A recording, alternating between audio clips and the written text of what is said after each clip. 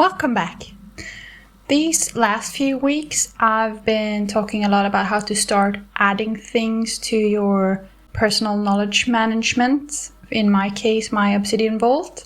So today I wanted to share how I've been using the spaced repetition plugin to keep sort of on top of the notes that I do make. Before we hop into the details, let's sort of talk about what spaced repetition is in the first place and why it's such a cool way to learn. Spaced repetition is a method of reviewing different kinds of information at increasing intervals over time. This approach is based on the principle that our brains have an easier time remembering information when it's encountered repeatedly at spaced intervals. So with spaced repetition, we look at something new more often, and then the more we internalize knowledge, the more time passes between refreshers. A software that a lot of people interested in learning knows about is Anki. Anki is a software that uses an algorithm that shows you flashcards at different intervals, depending on if you found it easy or hard to get the correct answer. I've only used Anki for language learning, but there are people out there using it for very advanced things. When I first encountered the spaced repetition plugin in Obsidian, I thought of using it for language learning,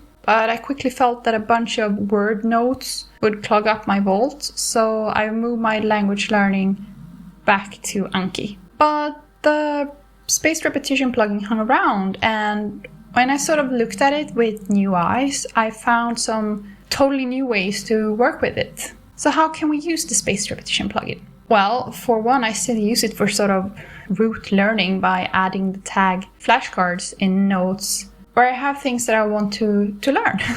Let me show you first how it looks when you review the cards. So let's hop into Obsidian and we'll look at it there. So for just the flashcards, I'll just press this review flashcard button right over here, and I only have the one deck. So let's see. There we go. I'm mostly, or I would say I'm only using clauses right now, and I'm sorry, I don't know how to pronounce CLOZES, clauses. But anyway, a clause is just that you have the information, but some of the information is hidden. So this is how this looks in the flashcards, and I'll just show the answer. And we have that here, and I can mark this as hard, good, or easy. So I'm just gonna mark it as easy. So since I only had one new card, I'm taking straight back here. But as you can see right now, I only have 4 cards here. That's because I started using the flashcard plugin pretty recently. I've been more focused on the review note tag that I will get to shortly. But first, let me just show you how it looks in the note itself when you have one of these close flashcards. So let's go to note. And I can't spell as usual. Here we are. As you can see, I've just added the markdown for highlight, but in the flashcard plugin, the spaced repetition plugin, I've changed this so that this means that I made a clause card. It's basically that easy. You just put 2 equal signs on either part of the things you want to hide, and the spaced repetition plugin does the rest for you. Using the flashcards like this kind of forces you to write in a certain way, and sometimes that can feel kind of clunky, but mostly I find it trains me to write more direct and to the point. And this is a great way to actually learn what you're taking notes on and commit it to long-term memory. This is sort of what this plugin does. It helps you transform your notes into a more dynamic learning resource, and it helps you to internalize the information far more effectively than just randomly browsing your notes. The plugin makes you more active in your engagement with your notes, rather than just passively reviewing them, like I said, by just going through them at random. You're actively participating in recall. But how can the spaced repetition plugin help you with reviewing and sort of refining your notes as a whole and not just learning? the information in it. For me, when I make a new note, and sometimes when the random notes plugin gives me something spicy, I add the tag note review to it. Let's see if we have that here somewhere. Here we are.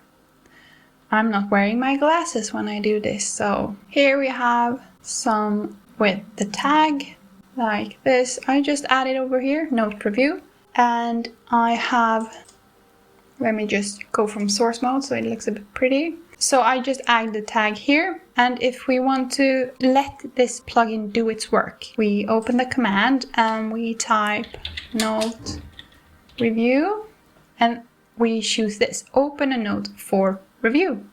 So here I have a note that is a new note in my vault that I told myself that I need and that I want to review. So when I do this, I read through the note and I decide, do I want to add something?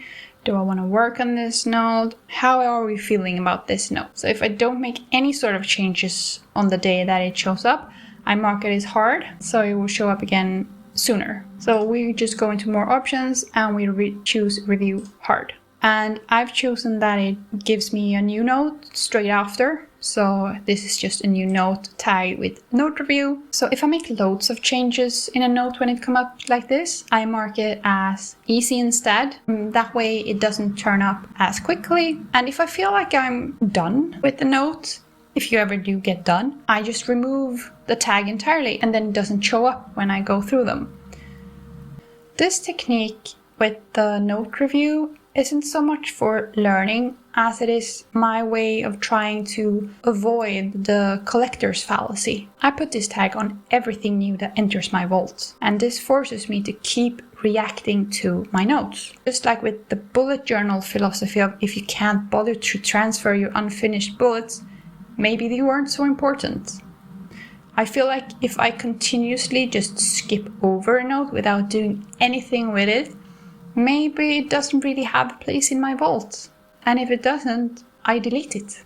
Of course I have notes that are sort of evergreen-ish. That's not the same. When a note reaches that state, I remove the note review tag. This tag is for those quick notes that you tell yourself you'll need. Maybe just a quote or a quick jot down of a concept you learned and thought you might need in the future. The note review shows you if you truly need it or not, if it truly mattered to you or not. So this plugin allows you to optimize your reviewing of notes using the principle of spaced repetition. Instead of just aimlessly looking through your notes, you can focus on those notes that actually needs proper reviewing. By actively using this plugin and engaging with your notes, you make your learning journey more dynamic and more fun. You will consistently and continually expand your existing knowledge and make sure that you're not just collecting empty snippets of information, rather that you are genuinely growing and deepening your understanding of what you want to learn and what you are trying to learn. But remember, the plugin is a tool that aids your learning process. But the responsibility to actively review and refine your notes is on you. It's your dedication to your notes and to the process that will determine the extent of your growth. I hope you found this video helpful in upping your own note-making game. If you enjoy this video, please give it a thumbs up and maybe subscribe to my channel for more of my note-making philosophy, some productivity tips, and some talks on how to grow as a person and also about lifelong learning in general. Until next time.